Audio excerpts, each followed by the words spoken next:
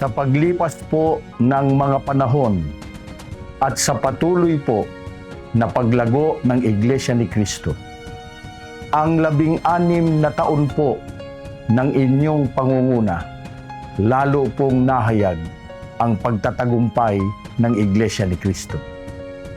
Nasasaksihan po namin ang makabagong teknolohiya ng Iglesia ni Cristo. At sa masigasig at punong-puno ng pagmamahal at pagmamalasakit ng aming pong tagapamahalang pangkalahatan, ang kapatid na Eduardo Manalo, na sa kanilang pagtataguyod, nakaabot na po sa maraming bansa dito sa buong mundo. At sa milyong-milyon na bilang ng mga tao na ipakilala po at patuloy na natuturuan ng mga dalisay na aral ng Panginoon Diyos na nakasulat sa Biblia.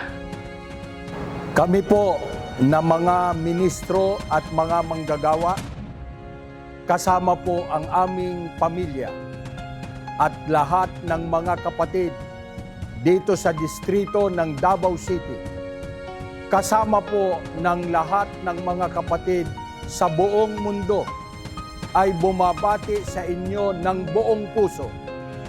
Kapatid na Eduardo B. Manalo, happy anniversary po!